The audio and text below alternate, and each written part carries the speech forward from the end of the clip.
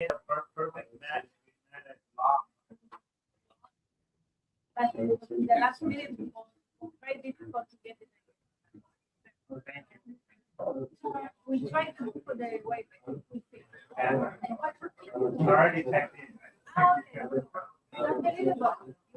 Spend more time in the sky than in the bed. Another microphone. Yes. Okay. Yeah, you can watch the snap. But they're behind us. Yeah, but you can have it sit, turning the chair a little bit. It will be more secure than this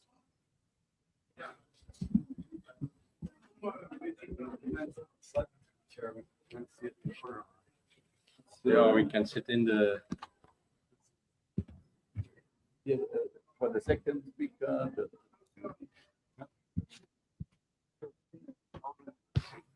Can you put the laptop? Yeah, it's delayed. It's delayed.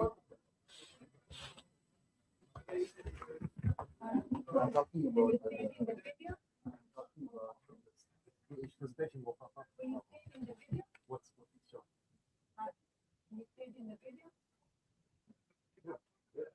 Take Peter and Graham off on the screen.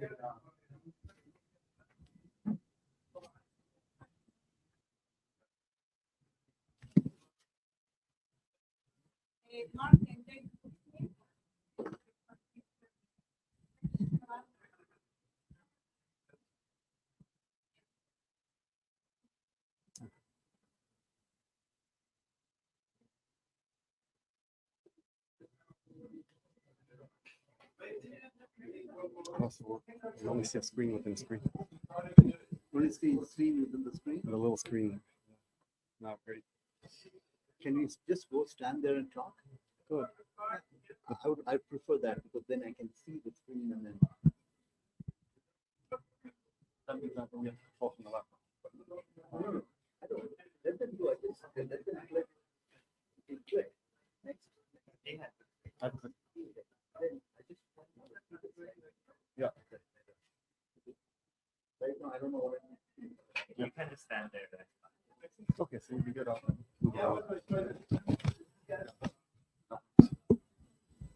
We need to fill up now an hour and a half, 2 hours now. Oh, your own kind of. You have to look out. Did I tell you in San Antonio? People from Dhaka. People from Dhaka. Not Full life.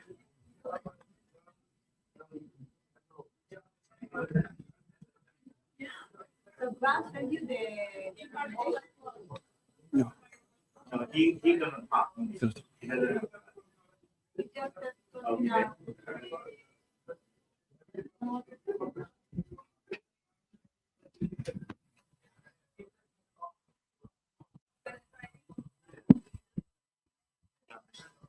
But you're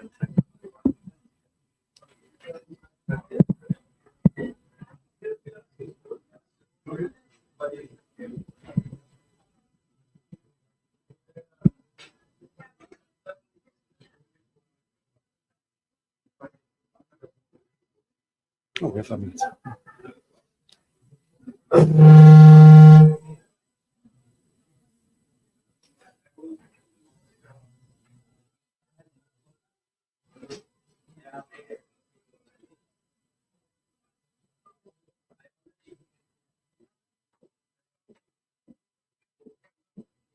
It's good to keep the microphone near the mouth. Ambient silence. Ambient sounds. Okay. Is it switched on? Hello.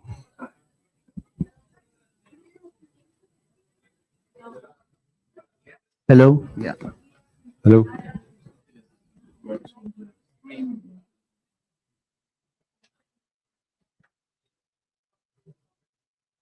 And the speaking one, there's 9 points here. It's on the next slide.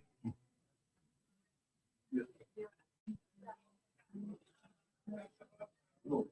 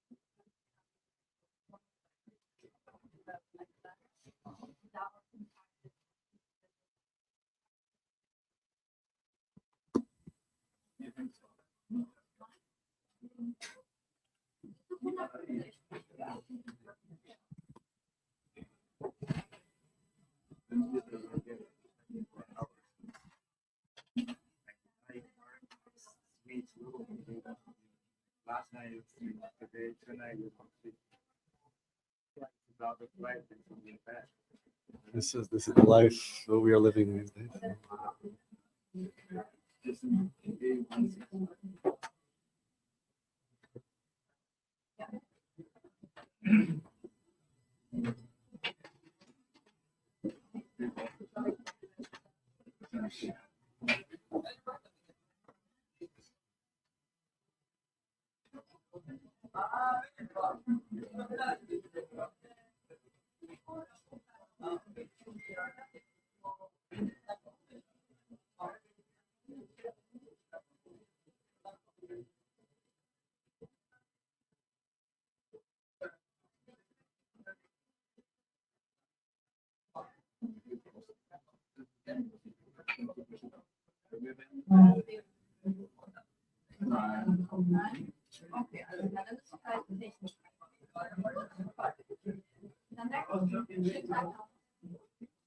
Are we starting now?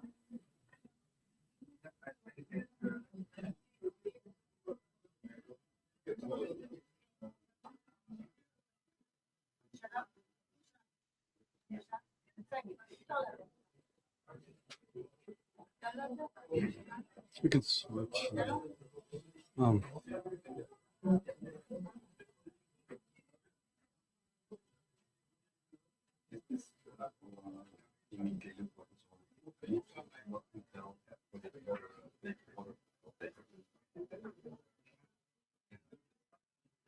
You can even think about what's so beautiful what we're going to say about nature.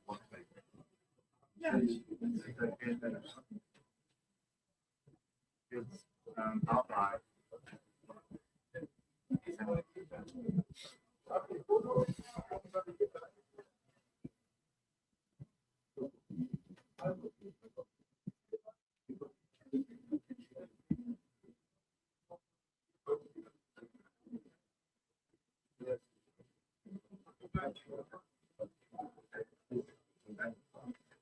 You can see it's really delayed.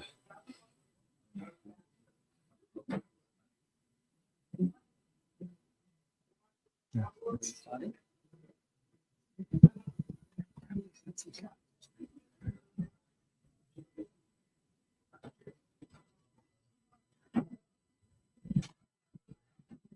I would say 10 seconds delay.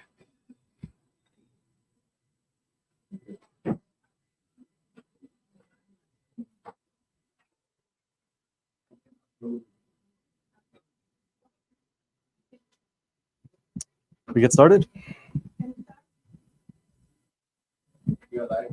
We're live, so we might as well get started. Okay, well, thank you very much. It's absolutely an honor to be here at COP28 in the UAE. It's such an important UN event. Yep, mic closer, no problem. Yeah.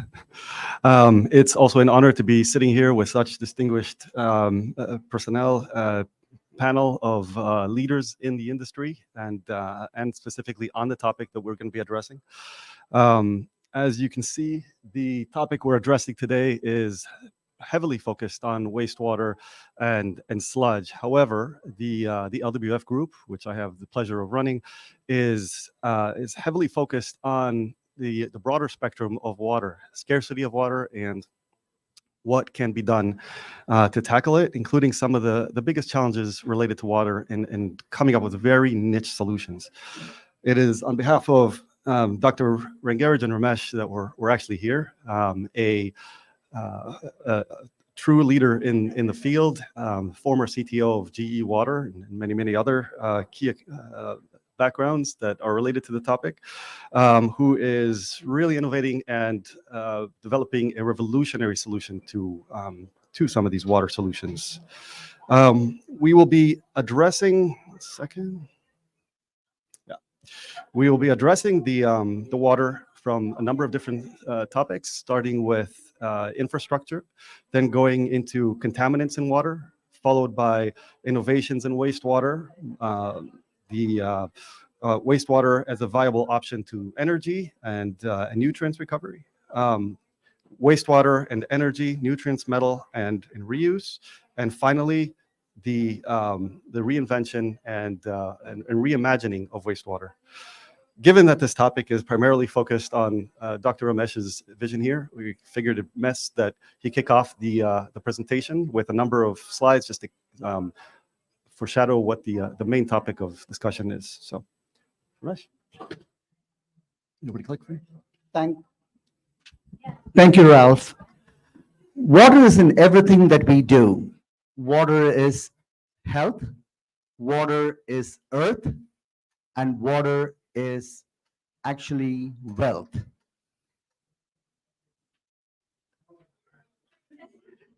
Every human being in the entire lifetime of 75 years consumes about 60 tons of food and 40 tons of water. And then we deposit 12 tons of sewage in the form of sludge solids, 34 tons of urine, and then you have saliva of 24 tons and the sweat of 16 tons. Human body, as you very well know, it's 70% water. And also most of the food that we eat contains more than 70% water. Now, what do we do with that? We basically put 12 tons of fecal matter into a toilet, and we have 34 tons of urine, and then on top of that, we add 180 tons of fresh water into the toilet, along with other chemicals, toilet wipes, as well as cleaning chemical agents into the water. In addition to that, we basically add 1,500 tons of water during showering. We add another 600 tons of water for washing clothes, and additional 1,200 tons for dishwashing. So by the time all this gets mixed together, you're already over 4,000 tons of water. What else is getting mixed into it? We've got rain, stormwater drainage, as well as raw disposal of untreated material gets mixed into rivers. All this wastewater, where does it go? It ends up in a biological wastewater treatment facility. As you can see here, most of the biological wastewater treatment facilities are located very, very close to a large public water body. So if any of the pollutants not properly treated, or any of the pollutants which are basically what we call CSOs, sewer overflows, get directly discharged into a public water body. What we go back and see from 1500 BC till today, the toilets haven't changed. On the left, you see the Roman toilets, and you see the toilets in China. That's in 2023. The design hasn't changed. So has the treatment methodologies. It has not changed over 4,000 years. Isn't it? Don't we think that it's time for a change? And that's what we're going to be talking about today. With that, I'm going to basically pass it on to Ralph again.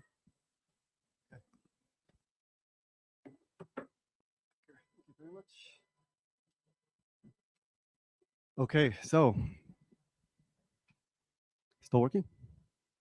No? Still working? Nope. Yes, you can hear it? Okay. So, yeah, growing scarcity of water. While the growing scarcity of water is severe and has major impacts, unfortunately, it doesn't have the attention that it should. We walking around the COP exhibition, just walking around with some of the colleagues here, it is very clear that COP, environmental organizations, and the world alike is focused primarily on energy and not water. In fact, I've heard numbers as high as maybe the energy to water ratio being as high as 1,000 to 1. It's simply not getting the same attention. However, it is finally starting to become interesting, and it is starting to get the attention that it should need from the leading organizations. You can see 4 out of 6 here are UN related. The World Meteorological Organization, which is actually right next to us here, finally recognizing water is a major topic. You know, at the end of the day, society has survived many millennia without energy. There is no life without water. So this is the main topic here, and water scarcity, a major one. So I'll start with the infrastructure topic that I'm addressing. The concept of day zero. I don't know if everybody's familiar with day zero. Day zero is the concept of when a city goes and somebody turns on a faucet and water simply doesn't come out. You would be amazed at how close major cities, high population cities such as Mexico City with over 22 million people, simply are pushing day zero only months and years away, and constantly battling against it. A city like Cape Town in South Africa, which is only a mere 144 days away from not having water for its citizens. So we're dealing with water scarcity, and then we're dealing with a deteriorating infrastructure that is having a hard time keeping up with it. So why is that? We look at 4 major topics: climate change, urbanization, and population growth, which kind of go hand in hand, and the final topic of infrastructure. So starting with climate change. Climate change, their topic is broad, and you can hear many versions of it here at COP. But the main concept to realize as far as water is concerned is most countries are dependent on natural water sources. When you're dependent on water or natural water sources, and climate is changing on a rapid basis, you get some winters where you get a tremendous amount of water and the reservoirs are overfilling and you're dumping your water into the ocean. And then you get the next winter where rain is simply not enough to even fill and cover 1 month of summer. This is the big challenge climate change has on water. It's simply making it unpredictable. And if you're dependent on a natural water source, you're in trouble. Urbanization and population growth. Can go on and on about urbanization in the last 50 years and how it's more than 5-fold in major cities. But just more recent than that, we all know the effects of COVID. People started working from home. They've shifted out of cities into towns. In developing countries, the other way around. They've shifted from towns and villages back into the cities. Either way, if you're going in or out, you're overwhelming systems that are already struggling with supporting life and supporting water. And then finally, aging infrastructure. The world's water pipes are average 50 years old. They were buried in the ground a long time ago by previous governments, previous regimes. There's no documentation for where they are. They are a mix and match of different components that are simply leaking and deteriorating on a rapid basis. Starting with some of the numbers, you could see here, countries are dealing with unimaginable losses. As if you go back, and the main topic here of scarcity of water, and we're going to be talking today about where we can get additional water. The idea that we're struggling, desalinating, creating all these additional water sources, and countries are losing as much as 60, 70, 80+% of their water just in the pipes is simply not an acceptable future.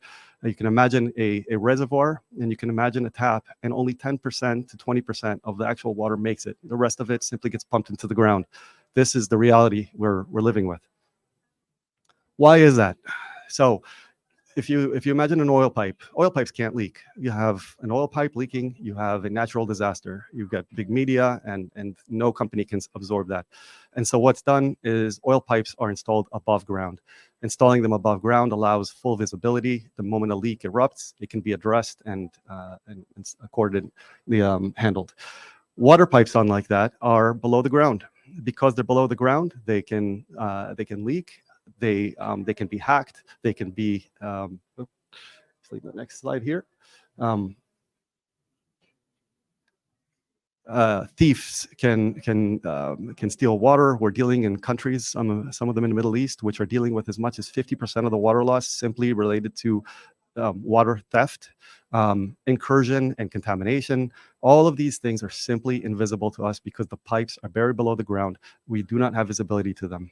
Imagine, like you see here in the image, you have a utility worker, they've got their reservoir and water source, they've got the town and the city. In between, they are completely blind. So I will go from here. That's the infrastructure topics to 1 second. Professor Peter Jaffe, who is joining us by remote. He's from the Department of Civil and Environmental Engineering at Princeton University. Professor Jaffe is going to be dealing with primarily with contaminants in drinking water and contaminants in wastewater and how to deal with that. Thank you. Let me see how to get to my presentation.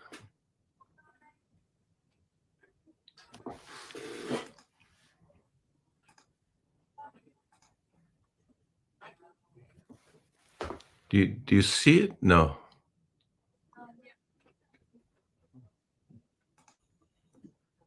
Okay. Do you see it? Yep. Yeah. Okay. Slide. So I'm going to set a little bit of stage of the talks that that follow me. First, a little bit my background. I've been at Princeton since 1985. Prior to that, I was at the Universidad Simón Bolívar in Caracas, where I'm originally from. I've worked in wastewater treatment and fate and transport of contaminants at a watershed scale. And my current work focuses on biodegradation of PFAS. We have discovered a novel organism that is capable of actually defluorinating these emerging contaminants. I can talk a little bit about it later. Let me go first on our traditional wastewater treatment plants. The advantages is that they're robust and easy to scale. The disadvantages is that they're energy intensive, they're centralized, and they're no resource recovery. Concerns about trace pollutants that are not properly removed in these plants are, for example, trace metals, pharmaceuticals, or this emergent PFAS. And I was going to go over where they are going to end up if they're not properly treated. Very quickly, your traditional treatment plant starts with a solids removal phase, then comes our aeration tank, which is where aerobic bacteria oxidize carbon and oxidize ammonium. We want to remove the oxygen demand before we discharge the water to rivers. That carbon that is a converters that we want to remove, roughly half gets oxidized for energy to CO2, and the other half is used by bacteria to grow, and we produce more bacteria. And those go into this clarifier, which I call the biosolids. I separate them, I recycle them because I need them to do the work. But the excess go to a thickener and then to a filtration tank. And eventually I'll dispose of them. Now, there are many hard-to-degrade contaminants, and I'm going over example here, pharmaceuticals, let's say estrogen, that gets into your wastewater. They're not degraded. They go straight through your treatment plant, out in the water stream. They enter the surface waters, and further downstream, they're taken back out and enter drinking water systems. So that is an unacceptable situation that needs to be addressed. Population is exposed to low concentrations of pharmaceuticals, and it's really not quite understood well what that does to the population at large. Now, the biosolids that I mentioned, they're rich in organic matter, rich in nitrogen, phosphorus, and therefore they're ideal soil amendments if they're uncontaminated. And in many parts of the world, they're used as soil amendments in agriculture, but they often contain contaminants from urban runoff, household products, industry, that enter the wastewater treatment plant. Sorry, I have a terrible cough. Trace metals, for example. Trace metals enter your wastewater treatment plant. They come from dispersed sources, as let's say there's traces of cadmium in tires, as tires are used up over the city. Rainwater carries them to the wastewater treatment plant, but also some trace metals may enter directly from some plating industry, so into the waste stream. They go through the water, they sorb onto the biosolids, and essentially adsorbed into the biosolids and disposed of with the biosolids in the large majority. Here I'm talking about these per and polyfluorinated alkyl substances, PFAS, which is an emerging contaminant. They're organics that contain at least a fully fluorinated carbon. Perfluorinated are fully fluorinated, polyfluorinated are partially fluorinated. There's an estimate that about 15,000 of these compounds around. They're used for multiple purposes, making firefighting foam. Many of them are surfactants, so they're used to stain resistant, oil resistant, water repellent, etc. in clothing, pizza boxes, etc. You see them everywhere. They have many health effects. Decreased fertility, developmental effects, increased risk of some cancers, etc. US EPA has recently proposed a maximum drinking water level for 4 of them. All of them are perfluorinated ones, and essentially they were picked by a combination of known toxicity and also how prevalent they are. It's really hard to understand, to believe that in this 15,000 that are around, that there shouldn't be other ones that are of concern and toxic. Now, polyfluorinated compounds can be transformed, they can be partially degraded, and in some cases they can be transformed to perfluorinated compounds. And I'm going to show in a sec how that can affect treatment plants. And the perfluorinated ones, the ones that are fully fluorinated, are much, much harder to degrade and much more stable. And those are the ones that we often refer to as forever chemicals. Okay, so here we have when PFAS enter our wastewater treatment plant. It has been observed when we track some of these polyfluorinated compounds that actually more come out of the treatment plant than go in.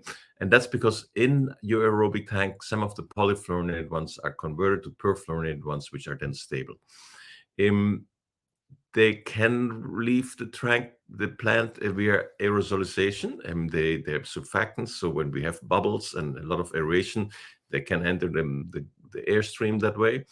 But the majority will bind again to the biosolids, and they will be removed through biosolids. Some of the smaller molecules will exit in the dissolved phase with water.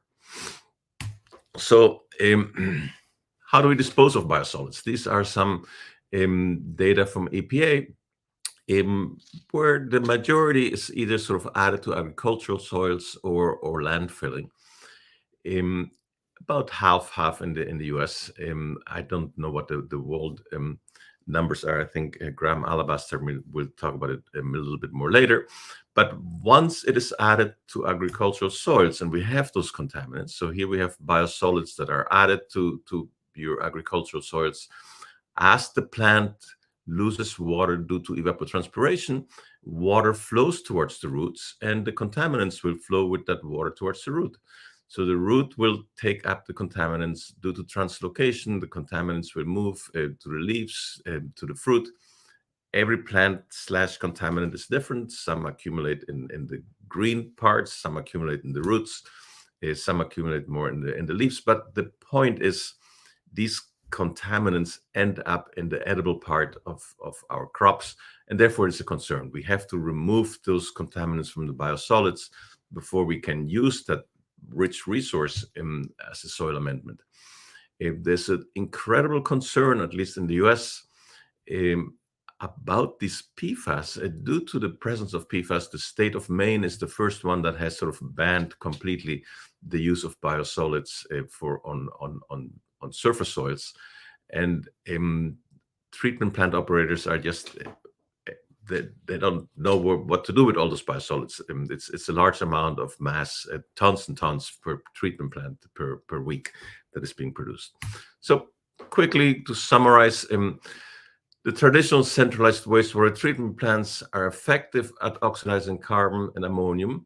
They require high energy inputs, but they don't take advantage of these compounds as potential resources. So we can do much better. extracting energy as opposed to adding energy to degrade them. Many trace contaminants of health concern are not effectively degraded in these treatment plants, and they can enter surface water or are disposed with biosolids, resulting in contaminated drinking water and or foods if the biosolids are applied to land. And then discharge of these trace pollutants to wastewater needs to be eliminated. So it has been done relatively successful for trace metals, where at different cities I pinpoint where the trace metals may enter the wastewater and treat them there before.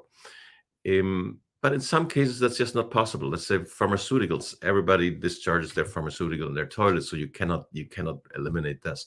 So first of all, you have to try to eliminate them at the source. If you cannot, then you have to ideally treat them at the wastewater treatment plant through physicochemical methods, activate charcoal and reverse osmosis, so that they don't enter the stream.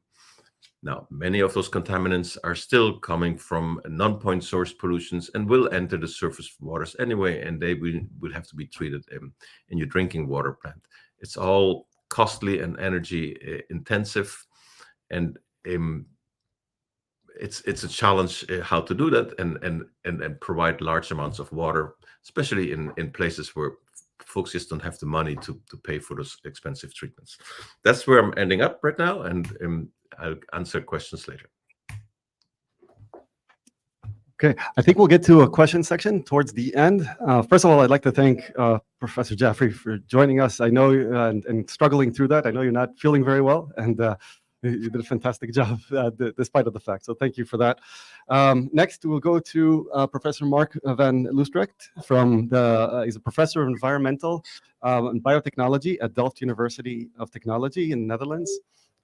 He's also a laureate of the prestigious Stockholm Water Prize, and we'll be talking about emerging innovations in wastewater for footprint reduction and for energy, footprint, water, and value.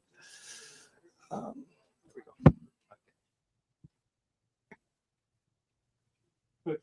I can use No, this that's still can use this microphone or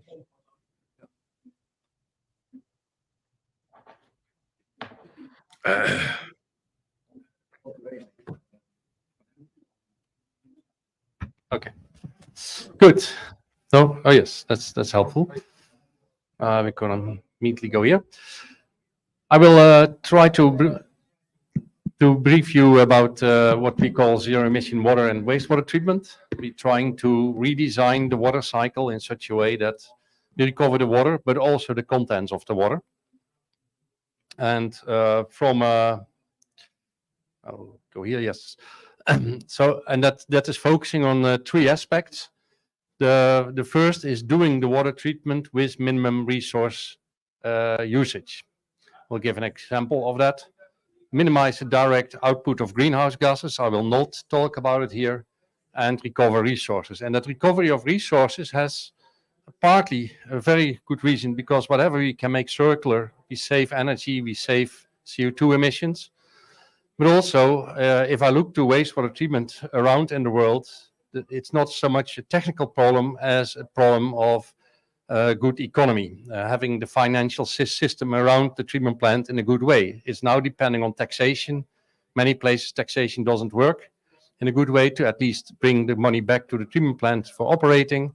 And for me, it will be important to have in the end the operating cost of treatment plants being financed by the products you make at the treatment plant, so that they are economically self-sustainable. First example, that's the Narrator process, a process we developed around 10 years ago, which is, you could say, a more resource efficient way of wastewater treatment. We can treat wastewater at roughly 25% of the land area requirement with some 30% less energy consumption, and still having very high effluent quality. And that's, there might be even more developments in the future, but in this way, wastewater treatment itself, there's still option, despite it's 100 years old technology, to further improve on it.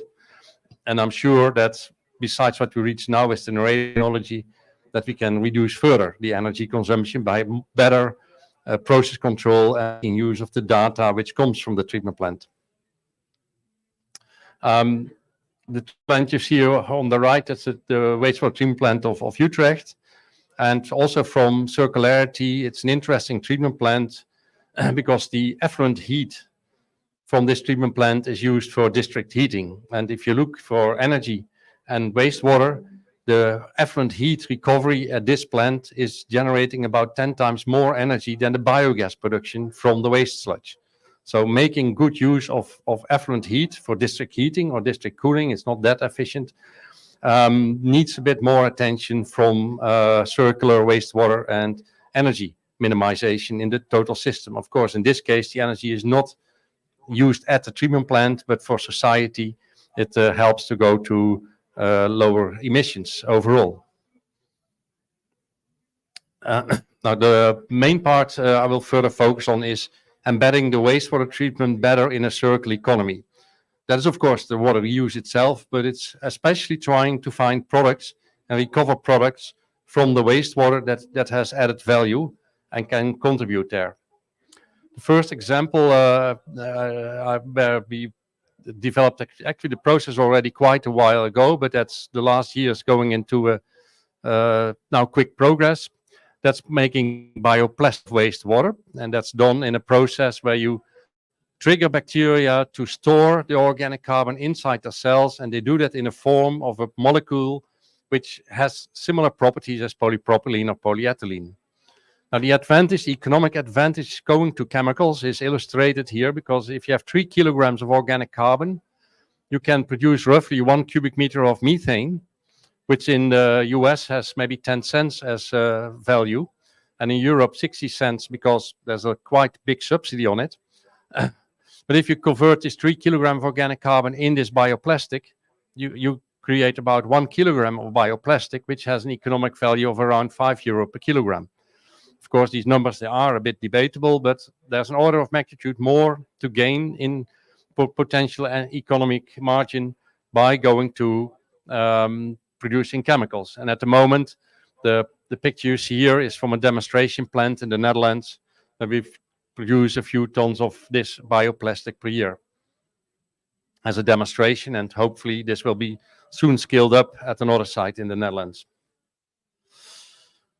The other big polymer, which is anyway always present if you treat wastewater, because you make activated sludge, and even better, you make granular sludge. The bacteria, they flocculate, they make granules by producing biopolymers. And you can, after that the sludge is produced, the waste sludge or the biosolids, you can extract these biopolymers and try to use them for all kind of chemical and materials. And the advantage of using this, it is already produced. So the bioplastics, you need a special process for it. But in this case, it is already produced. It's a significant fraction of the sludge, between 15 and 30% of the total sludge amount are these biopolymers. So you get a significant reduction in the sludge problem. The current biopolymer market is actually supply limited. Most biopolymers have quite high prices because there's more demand than supply. And this can deliver a very significant supply. You can think about roughly 10 kilograms of biopolymers per person per year, which you can produce in the wastewater treatment plant. And what is needed there is, of course, then develop new materials, and that's what we are partly doing. Currently, this is at the stage of also a demonstration plant. The polymer we produce, we give it a brand name, Camera, just to have a branding on it. And this production facility in Zutphen in the Netherlands can produce roughly 300 tons per year, which we're using now in the scale-up to make products. And this is a collaboration between the Dutch Water Boards, Royal Haskoning, the ESV, and Delft University of Technology. Examples of new materials, these polymers are very good as binders. So you can make composite materials, you can make coatings with it, and you can make what's called nacre-like material, which is similar to, say, the shells of shrimps, that kind of material. You can 3D printed it, as you see in that form, which is made out of cellulose Camera composite material. These, well, what I forgot to add here is these polymers, or certainly this clay coating itself, has a very good barrier proposition. It evaporates. It, for instance, it limits evaporation, and that's why it's, as one application, applied in the curing of cement. If you pour cement, it needs to harden. It needs to not dry out for a month. You can put a coating on it from this clay Chimera composite that prevents the water evaporation and improves the hardening of the cement. It can also be used as a heat shield. There's about 150 degrees Celsius on a 100 micrometer thick layer. We can have that as a heat shield, and it's fire resistant. It will not. It keeps its strength up to about 180 degrees. And it will not flame. Of course, it chars. It loses its strength above the 150 degrees. But in the end, it will not flame, which is important. Now, you can also use the same materials. This is all made out of this chimera we harvest from a wastewater treatment plant, and cellulose. And the colors, they are also derived from either Vivianite or Anamox sludge. But you can, it's partly a gimmick, but it's also showing that if you recover something from wastewater, it can look nice, it can be attractive, and it can be at products you can sell at a price that really make it worthwhile to extract. The first application currently is in the agriculture, and that's an important one because the polymer itself has good water binding activities. So there have been some tests done showing that you can save significant amount of irrigation water over a growing season while maintaining the same water pressure in the soil. And it has a root formation stimulation effect. So that means that if you have seedlings, etc., that they quicker cover the soil, which means that you need less herbicides, and you can do with less herbicides, and also partly less nutrients, because in the initial growth stage, the supplied nutrients are more efficiently taken up. No, this is just to show. This is too much animated, but to show that we are not only busy in the Netherlands with this kind of activities. This is a collaboration project with a group in China, also in China. This thinking in full circular, what they call their blue economy, blue water factories. Recovering integrated products is where we have to go. Currently, we're still at the level of individual compounds, recover them, but the final route will be fully integrated. And I'm certainly seeing that in Northwest Europe and also China, there's a serious development in these directions.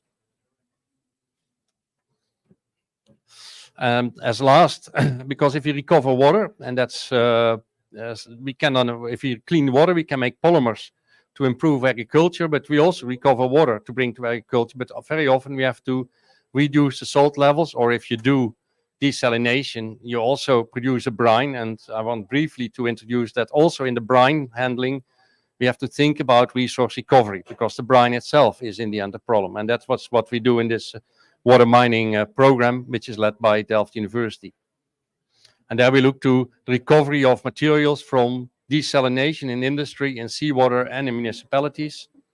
And this is an example of a treatment plant the integrated system on Lampedusa, a small island in the Mediterranean, where we integrate the desalination factory, you could say, with the local heat and power generation to make an optimized energy, more or less energy neutral system by integrating those using the waste heat from the power station and also producing chemicals in the desalination in the brine treatment. So after RO, the brine is then treated in such a way that we recover magnesium, recover base and acids, and sodium chloride, which can be used as an industrial salt in the end, or maybe even make bricks out of it, another direction.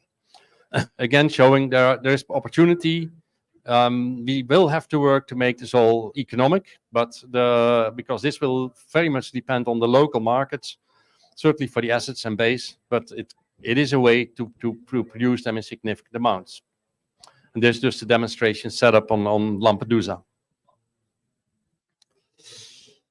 So overall, from the resource recovery, I think there's a needed for a research agenda further develop integrated resource recovery, so not a single product, but an integrated, say, biorefinery for the wastewater. Don't forget the effluent heat, because that's, from the energy point of view, a very important one. We now work on some carbon products. I'm sure there are more carbon products than what I just mentioned, so don't stop with thinking. There needs creativity needed. And better integrate wastewater and agriculture with the products we can make, because it will be for many places also a driver again for efficient wastewater treatment if you deliver good products to the local farmers and develop a good value chain, because that's what currently for us is the main bottleneck in developing these products. We can make them at the wastewater treatment plant, but they don't find their way to the chemical markets, partly because there are cultural differences between the wastewater market and the chemical market, partly because the waste market is a public activity, and the wastewater is, and the chemical industry is a private activity, and making that value chain is really needed in order to go to a better circular economy around the wastewater sector. And that's, I think, my last slide. Excellent. Thank you very much, Professor. One thing I could say to the technical team is there's a little bit of feedback on the TV. There's a little bit of feedback on the speaker here. Turn it off. Yeah. Okay, great. Good. Okay. Next to the panel. Is this on? Next to the panel, I'd like to invite Professor Jason Wren from the Department of Civil and Environmental Engineering at Princeton University. He's also an associate director at the Adlinger Center for Energy and the Environment. Professor Wren will be discussing wastewater as a viable option for energy recovery, nutrients, metals, and finally, the reuse of water. Oops.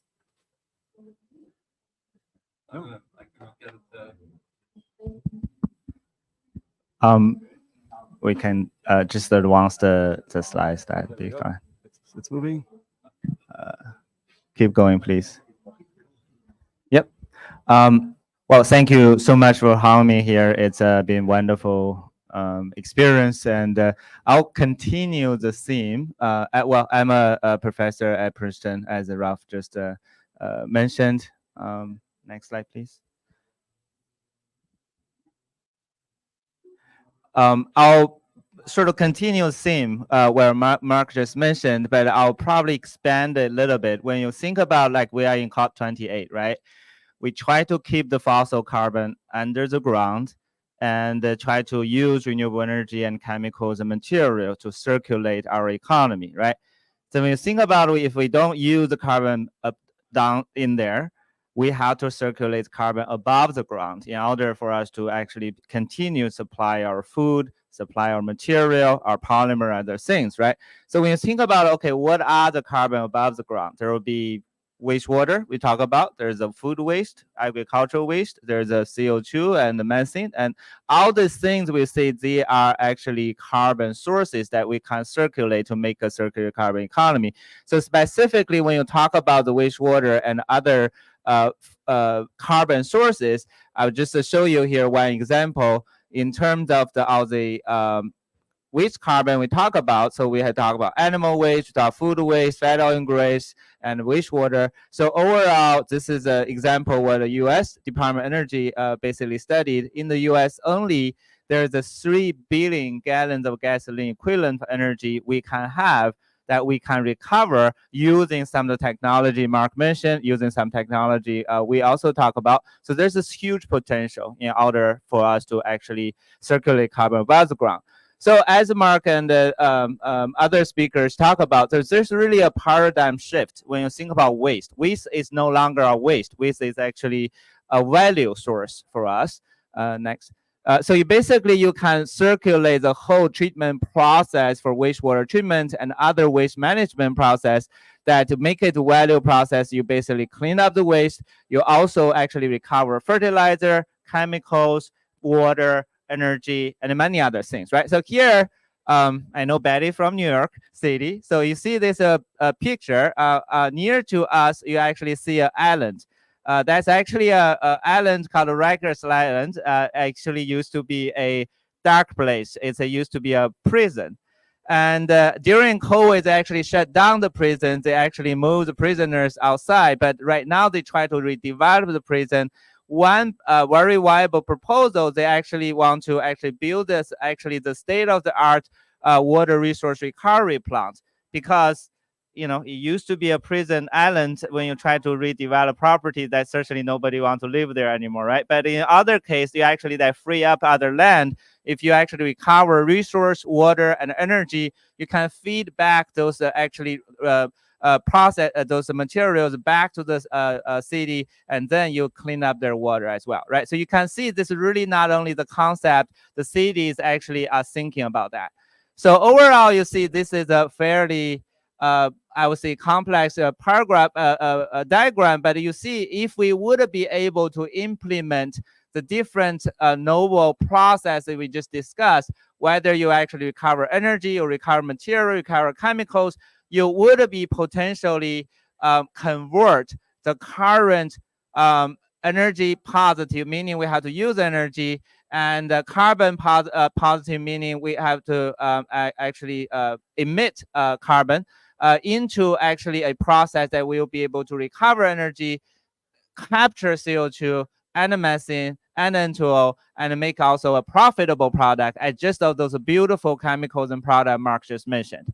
So overall, you can see it's really a circular process that we can do. We would really turn our current waste treatment process into a value-added processes. But the bottom line I want to see, this is my last slide, is really we still need to clean up all the emerging contaminant, where Peter mentioned that you have to make our water is safe and all those products safe for us to use as well. With that, thank you. We'll move to the next speaker. Okay, thank you very much, Professor Ren. Next, we will transition to Dr. Graham Alabaster, who is a director at the UN Habitat. Dr. Graham will be speaking about sludge and issues related to sludge and how it should be treated as a valuable resource for sustainability.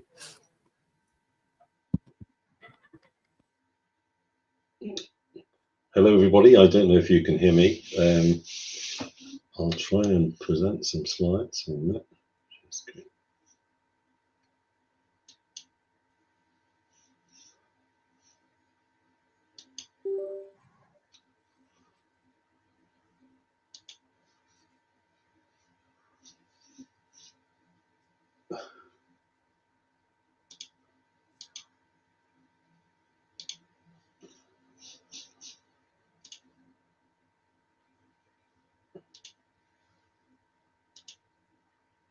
Hello, can you hear me?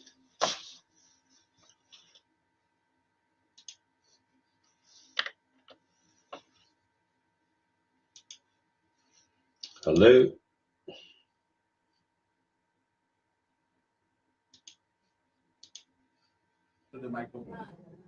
Hello, can you hear me? We can hear you. Do you have my slides in front of you? We do. We are seeing your first slide. Wonderful. Thank you very much indeed. It's an absolute pleasure to be with you online. I'm sorry I can't be with you in person. I just wanted to give a little bit of background to this from UN Habitat's perspective. Dr. Alabaster, if you could just get a little bit closer to the microphone, that's all. Okay, I can do so. Is that better? Much better, much better. Thank you. Okay, wonderful. UN Habitat's the custodian of 631 under the SDG for water, which of course is directly responsible for wastewater. So it's our responsibility to advise and help governments to monitor the situation with respect to wastewater. And we do this through global reports. And basically, there's still many countries who are not reporting on the production of wastewater. And our last report, which we produced last year, we only have information for all of wastewater covering 20% of the population. And for industrial wastewater, it's only 4%. So we need this very basic information to understand and to get much more political support for the treatment of wastewater. We've heard earlier this morning from colleagues about this issue of how the technical approaches, but there's still a huge way to go to attempt to get this definitely this idea that wastewater needs to be much higher on the political agenda. So basically, I wanted to just share with you some thoughts, some other figures.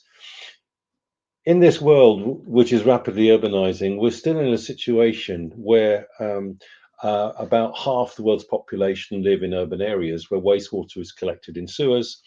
The other half of the population of the world still rely on on-site treatment systems. But the issue is that as we move forward, by 2050, 60% of the people who will live in urban space by 2050, the urban space has not yet been built. So there's a huge opportunity for us to collect wastewater more effectively. And this is one of the reasons why UN Habitat, along with other governments, have developed this wastewater commitment, which we've been supporting, which we announced at the UN Water Conference earlier this year in March. And this idea was to bring a lot of the knowledge on wastewater up to date, some of the technical approaches you've heard, some of these new ideas about how we manage wastewater, and what we can do to encourage countries to adopt these new treatment. And, you know, to progressively see wastewater as a resource rather than something which everyone wants to forget about. So we've had a series of partners around the world who we've been working with to raise this political will. We've been helping with, we've been working with these partners to support national governments to monitor wastewater more effectively. And of course, if we look at the wastewater indicator along with the other SDG indicators, it's only through having this idea that we can greatly develop and move forward the idea of wastewater and its treatment. So the wastewater, the idea behind the wastewater commitment is to look at a variety of aspects, to look at wastewater from all sources. We've heard already today about the issue of things like microplastics and polymers from various people, but there's a whole need to understand many of the toxic pollutants, PFAS and other priority pollutants which are in wastewater. We don't even have basic knowledge on wastewater production from countries, not only detailed information on the sorts of contaminants. So we need much more work on that. We've heard already that there's great opportunities to recover not only energy but water from wastewater. And I personally believe that in many urban settings, a combination of water demand management to save scarce freshwater resources, coupled with reuse, can greatly delay many of the investments that are needed. So we need to look more closely at wastewater treatment so as we can free up this special resource. I think the other issue about wastewater is that we need to understand for a long way in the future, we will still have to manage hybrid and mixed systems. So we will still be in a situation where large proportions of the developed world still collect excreta and wastewater and they transport it in tankers and other ways to wastewater treatment. We have to understand that this is going to be part of the solution, certainly for the next couple of decades, until we can start to look more closely at technologies for efficient wastewater collection. Low-cost sewage, Habitat's done a lot of work on low-cost sewage in many countries around the world. As you know, technology was pioneered in Brazil, but the use and expansion of this, particularly in many of the developing regions of the world, is very important. My two final points are we still need to do a lot of work on the political mobilization around wastewater. It still gets an insignificant amount of resources compared to clean water. You know, we really need to focus on getting this higher up the agenda. There's been too much focus on sanitation per se and on-site sanitation and not enough on wastewater treatment and management. And my final issue, which really links a lot of what we've heard already this morning and what the next speaker will talk about, is the need to actually start to rethink wastewater treatment. We've heard already today some of the very advanced research and huge opportunities and great opportunities, frankly, that are there that we need to promote. But it really is time to move forward from the main method of wastewater treatment, which was developed in Davyhulme sewage treatment works in Manchester in the UK over 100 years ago now. It's really time for us to rethink that. We know that there are many increasing pollutants on the horizon that we still are difficult for us to detect and analyze. Microplastics is a good example. But we really need to understand this if we are to develop and to encourage more support and money to go into research for us to develop many of these mechanisms. So at UN Habitat, we are very much grateful for the partnership with you all in this seminar, and we would do our best to raise the profile of wastewater and these advanced opportunities, which really are the future for wastewater, as best we can with our political masters. So I won't say much more there other than to wish the rest of you on the panel and in the audience a good day. And I'm of course ready here if there's any questions that I can answer. Thank you very much. Thank you very much, Dr. Alabaster. And you're absolutely right. It is time to break out of the status quo and start looking at new methods. And for that, we will come full circle back to Dr. Rangaranjan Ramesh, who has held, as I mentioned earlier, many roles in his career, including being the Chief Technology Officer for GE Water, and is today an operating partner at Eagle Tree Capital, and a board member of LWF. Dr. Ramesh, as Dr. Alabaster just mentioned, will be talking about the re-envisioning and reinventing of the future of wastewater and sludge management. Thank you. Thank you, Ralph. I think we heard a lot earlier about various technologies that are in biological wastewater treatment. One thing I want to plant a seed in everybody: why biology? Should biology be the right solution? So the goal here is to start looking at this process. Biological process has been the same for 4,000 years. Great innovations have happened. We have Mark talked about it, Jason talked about it, Peter talked about it, and also Graham talked about all the innovations that are happening, capturing energy, capturing water, capturing precious nutrients from there and reusing it. However, when you start looking at the various approaches that are taken, creates significant problem. One of the first things that we need to start thinking about is, how is this being treated today? What is being treated? When you start looking at the wastewater, we are destroying the value. Today's current treatment processes are basically taking a valuable ammonia, which is in the urine, and we are converting into NOx pollution. That's what wastewater treatments do. 4% of all the NOx emissions, 2 to 4% of all NOx emissions are caused by wastewater treatment plants. I'm not going to talk about the CO2 emissions because most of the plants are aeration based. So you're taking the valuable energy that is COD and converting it into CO2 and polluting the environment today. Are we addressing the heavy metals in the wastewater?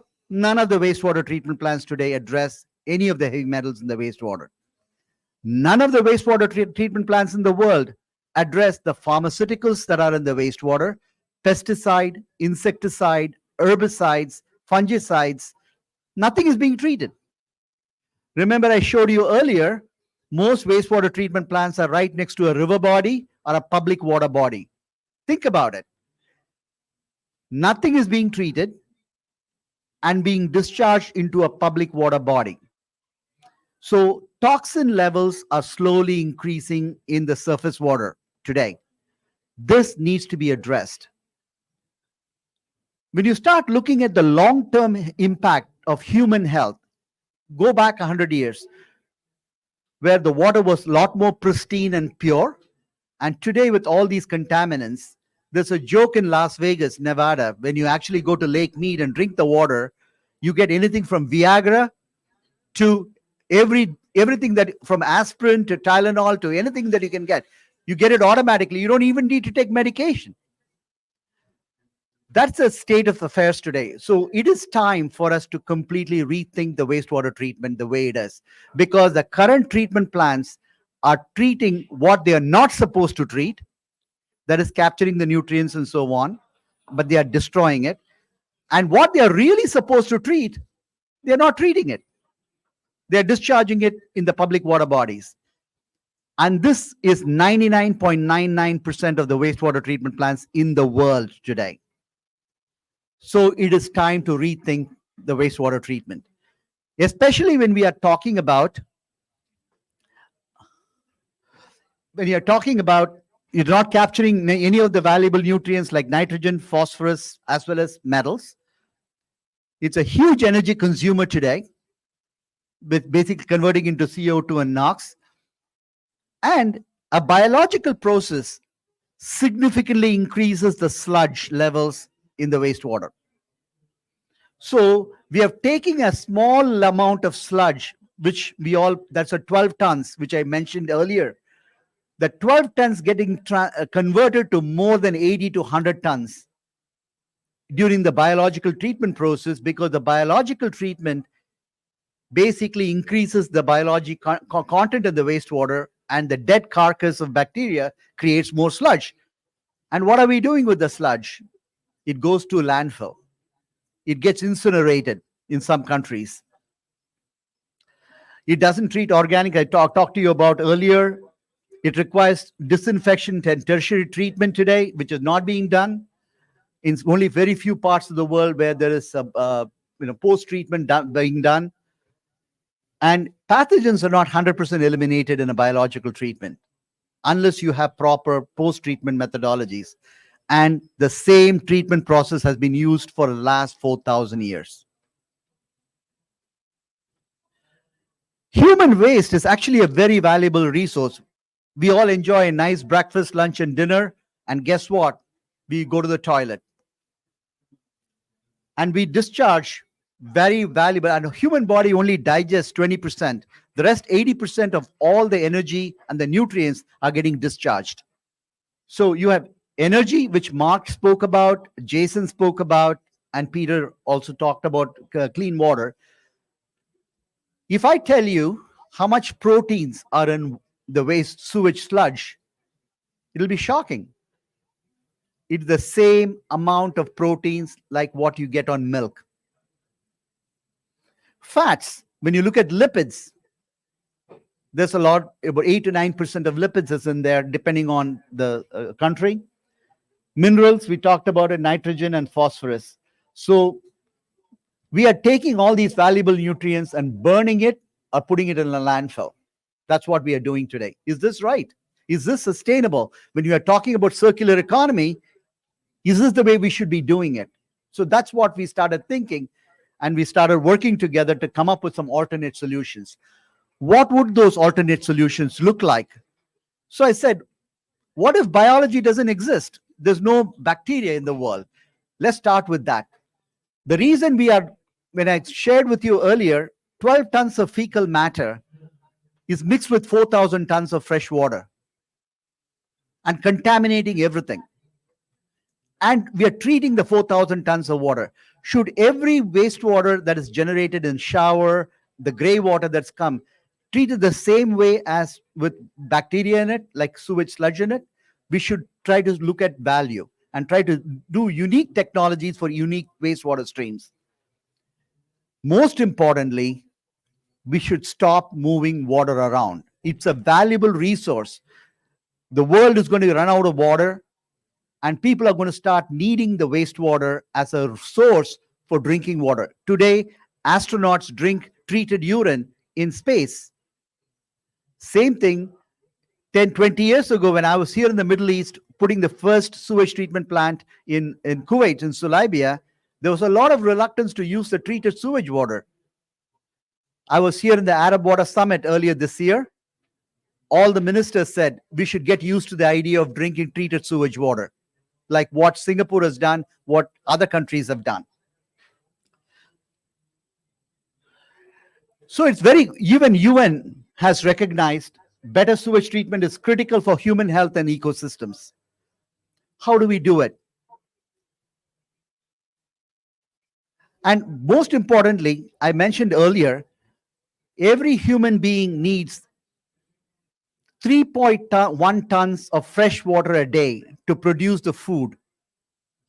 So if you're talking about 75 years of life on an average, in a in a human lifetime,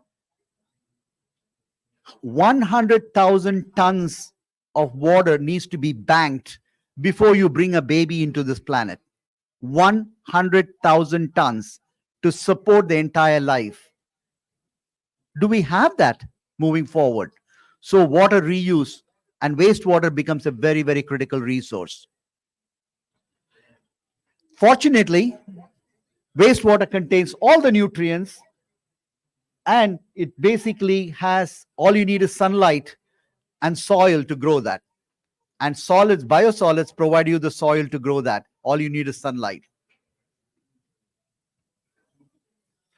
As you can see here, most countries, populated countries, you're going to have food shortage, and for growing food, you need water. And you cannot be putting contaminated water to grow fruits and vegetables because it gets back into the human food system. Like what Peter was mentioning, it intake into the plant and then later. Same thing, which becomes a continuing problem that we need to address. We cannot be discharging untreated wastewater back into public water bodies. This is an average water footprint. It's like almost 3.1 tons per day per the 3,100 liters of water to produce for one human being per day. And you can see the breakdown of whether it's eggs, milks, or fats, vegetables, spices, everything. Everything requires water to grow. So I mentioned earlier that 88,000 tons of water, that's based on 3.1 liters of water per day, plus 20% of all the global emissions, the CO2 emissions, are caused by moving water around. So we should stop moving water around. That's a very, very valuable resource. We need to protect, preserve, and keep it below our ground. We cannot be shipping it out because when there's no water, you cannot be transporting water. Again, we are wasting a lot of food. When I told you 3.1 tons of water is used to produce one day's meal, we are wasting a lot of water. Over 40% of the food is being wasted. So I want every one of you to think, don't take more than what you can eat and don't waste the food, which is very, very important. This is what I was mentioning. Milk and the sewage sludge has the same amount of proteins. The problem with the protein that I'm talking about from sewage sludge, contains all the toxins that I mentioned earlier, PFAS, microplastics, pesticide, insecticide. If we successfully remove all those toxins, it can be safe to use back as a feed material to grow aquaculture for fish, or it could be for other types of feed applications where there's a food shortage. So, and it also contains, when you look at the essential amino acids, it's got pretty much a good footprint of good amino acids to be used, recycled and reused. So when we start looking at it, we need to reinvent the whole wastewater treatment system in order to meet that goal. So we need to protect, preserve, and prolong that very valuable asset, both the biosolids as well as water. And so what do? We need to start with a clean sheet of paper.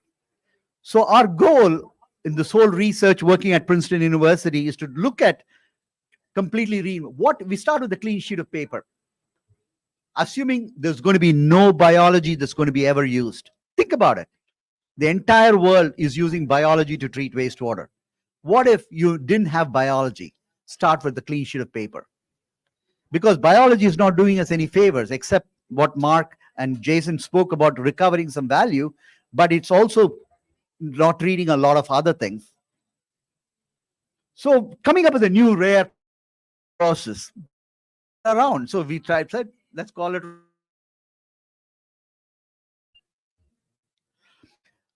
What do we need to do first in order to get circular economy? One, we need to distribute a decentralized wastewater treatment plants. You cannot be moving problem around. Number one. If I'm taking medication for diabetes or blood pressure, I'm dumping those medications in the form of fecal matter into the toilet. and let somebody else deal with that problem. That needs to stop. In order to successfully on-site treatment, you need to have a reliable, robust technology. So that is number one. Distributed, decentralized systems is the way we need to approach it, because I mentioned earlier, water is wealth. There's money in water. And so in order to, you got to protect and preserve that. Right now, we eat food, maybe 4 or 5 hours later, we go to the bathroom and relieve ourselves. But how many days does it take in a wastewater treatment plant for biology to work? Days. The SRTs, sludge retention times, are long. We should be able to cut the cycle time for treatment from days to hours. So the process we're thinking about needs to be rapid to be able to do that. You have to significantly reduce the amount of sludge that is generated. We've got to treat all the toxins which are there in the water. We've got to remove all the heavy metals in the water. We've got to kill all the bacteria in water. We've got to preserve the nutrients that are there, the ammonia and the urine and so on. We've got to capture and reuse the proteins. Reduce the amount of sludge that needs to be disposed, because ultimately you're going to find some solids that needs to be disposed. We need to figure out a way to reduce that particular disposal cost. Lastly, overall carbon footprint. We need to be able to reduce the overall carbon footprint, the NOx footprint, and also when you look at the toxins that needs to be eliminated from the wastewater. There's a typographical error, I think. I cannot see it. But that's what we need to look at. So the novel process that we are looking to develop is to address all these issues, but ultimately to do distributed, decentralized on-site treatment and reuse of that water and reuse of the waste back into economic value. I call wastewater as liquid gold. Moving forward, the person who comes up with the technology to be able to reuse the water and reuse the waste on site into productive economic value are going to be the next winner in this planet, because they'll have enough water when whole world is struggling to get source of water. Again, as I come back, water is health, because the water you drink today is not healthy. Water is earth. And the entire COP summit I went through, there's not much mention of water. They talk about climate change. Okay, climate change is for the earth, this planet. The planet is covered 70% by water. Water is wealth. When I talk about not just making money, because we enjoy going for swimming, we enjoy going to the beach, that water needs to be clean, unpolluted, so that it can be human wealth as well as monetary wealth. With that, I would like to say thank you to all, and thanks for the organizers for giving us the opportunity to present at this conference and stress about wastewater. And I think this is the only panel in the entire COP summit talks about wastewater. Thank you. Absolutely great. Thank you, Dr. Ramesh.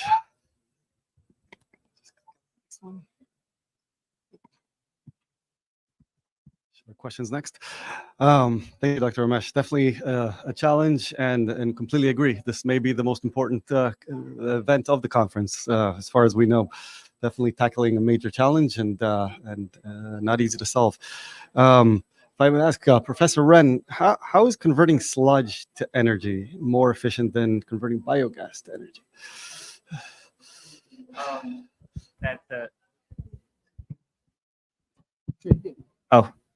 The question is how, I guess, the most efficient way to convert sludge or biogas into energy. I guess it's really, when we talk about energy, there are different form of energy, right? So biogas itself is energy, and then you can burn it in the engine, you generate electricity, you generate heat. Then when you do sludge, there's in my view, honestly, energy is one route. You can produce biogas, you can produce hydrogen, you can actually, some places you can produce renewable diesel. In certain ways, value proposition is one thing you have to consider, technical feasibility. And also you have to compare outside the water sector. Like if we can get cheap solar or wind energy, would energy be a better route to produce rather, or we produce chemicals or products? So there's certainly some system level thinking we had to do. But overall, if you need energy, certainly probably that's when you want to produce. If energy, you can get energy otherwise, you can actually probably produce others. So thank you. Mr. Van Loostrik, if I may ask you, what would you say is the largest bottleneck in developing chemicals from wastewater treatment? Yeah, that's partly recognizing what you can use, like the biopolymers. They are there, everybody knows they are there, but then you have to think, what can we do with it, and be creative. But the real bottleneck is what I already mentioned, is really developing a value chain, bridging, say, the water sector. Even bringing water back to society is already a problem, but then bringing chemicals back is the next level problem. And without that, it gets stalled. So there needs to be a system developed which takes the recovered phosphate, which takes recovered nitrogen, and which bring it back into society. And at what level to organize that, that's still a problem. And that, in my view, there's too little attention for this system thinking in this recovery. But it will be needed, because if every treatment plant independent starts to sell a product, it will be the same as every farmer selling independent their milk. The market will not develop. You need some scaling up, you need some quality control, and that has to be done by an intermediate organization. And in iron, you have the scrap iron yard, which takes care of that. But for the wastewater sector, that still has to be developed. May I ask another question related to that? Because during COVID-19, wastewater treatment plants became the early precursor for measurement for COVID in communities, COVID outbreak in communities.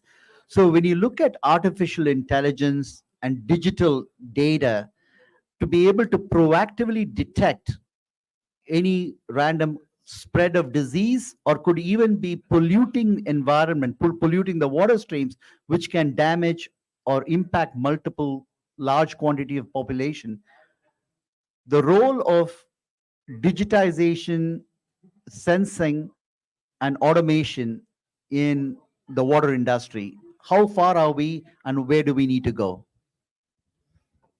This is a very complicated topic, because you have on the one hand the data acquisition, process control, and in the framework of optimizing water reuse and optimizing the whole water system itself. And on the other hand, you have the opportunity to use data from the wastewater to get information about overall processes in society, like, for instance, the spreading of COVID, but also all kinds of other diseases. So COVID enlarged this, but there was already before some research going on in polio and other type of diseases, to be monitoring them from the wastewater. And I think that monitoring aspect from the wastewater for general health, certainly there where it's going about general health and epidemiology, that is still very much underexplored. And you could call that information recycling out of the wastewater, or recovering information. And that is still in infancy. And I think for society, there's still a lot to learn and gain from it. Also, not restricted to like viruses or pathogenic bacteria, but also biomarkers for colon cancer, biomarkers for obesity, etc., so that you can better evaluate the general population health and how potential measures affect this general health, instead of having to rely on public investigations and people who report themselves what's going on. I have a quick follow-on question. Do you see a trend, the personalized medicine right at your toilet? When you take a leak, it immediately tells your human health. Do you think that level of digitization and automation can happen in the future, to the point this becomes an early marker of your health just by the wastewater release every morning? I'm not sure. Here it's this is much more complicated. I don't know. That's so I think there are good examples, especially in emergency cases where also that have been developed to quickly check if cholera or other things are going on in refugee camps, etc. So for certain aspects, I think it's there. For personal health, I think that will depend on your personal health status, and sometimes that is detectable in urine, sometimes it's detectable in blood. That's I cannot argue give good information on that. Okay. Well, we have about 10 minutes left. I figured come back to Dr. Ramesh, ask you, from all the things that you've done in your career, all the things you could be pursuing today, why the hell sludge? My wife asked me the same question. Of all the places, why sewage sludge? It's not the most sexy or the most exciting things to work on, but that can impact the human race overall, because you cannot be polluting and you're take overall responsibility for our actions, and everything starts at home. Why I'm very focused on distributed, decentralized systems is one reason only. Every human being needs to take responsibility. It starts with yourself. We have to take responsibility for our actions. We cannot be flushing pharmaceuticals down the drain. How many of people watching are actually taking expired medication? Let's flush it down the toilet or throw it in the garbage. We should stop doing that. Same thing goes with water. Water can easily go into a food chain very rapidly. So we need to protect. And that's what made me focused on this. Yes, I've done a lot of other things, but this is the one thing I'm very passionate about, to completely change the way the wastewater is being treated and use this as a resource, plus also take personal responsibility for human health, not just for your own health, but for the planet as a whole. We have to do this immediately. This is not tomorrow. This is starting now. Absolutely, thank you. And we still have Professor Jaffe. I don't know if we can still get audio, but Professor Jaffe, if I may ask you, and if you can answer, I know you're not feeling very well, but what are the long-term impacts of human health on untreated contaminants like pesticides, insecticides, and PFAS? Can you hear us? Yeah, I hear you. Look, we don't fully understand them. There are, let's say, when we talk about pharmaceuticals, we don't know what the role is when children grow up with estrogen in the drinking water. There's evidence that the age of onset of puberty in girls is decreasing, and people have speculated that this may be because of the low dose of estrogen that people are exposed to. When we talk to some other contaminants that like chlorinated solvents, we understand a little bit more about it, what the toxicity levels are. There we often set standards for a certain number of cancers per 100,000 or million inhabitants.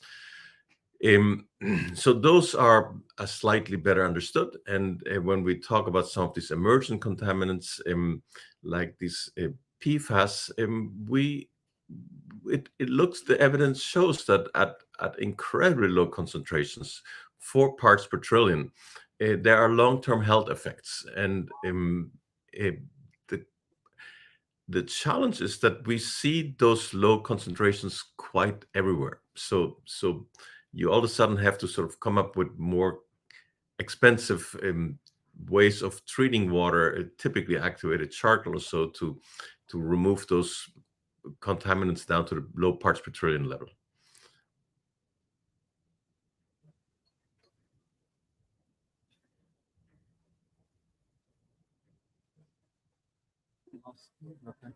I think we lost audio.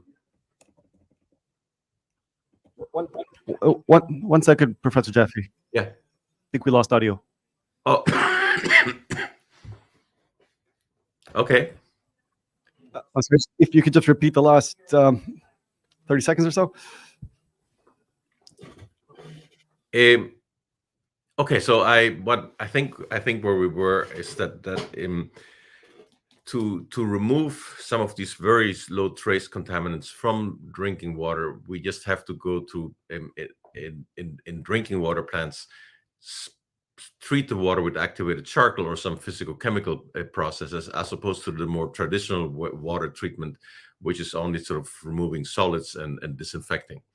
That adds a lot of cost, but and we're better off making sure that these contaminants don't enter the water. But since they're there, and some of them we just cannot go back, we just need to sort of go and have physical chemical treatment to remove them, because they are at low levels for large set of the population, they're associated with increased cancer risk and health risks.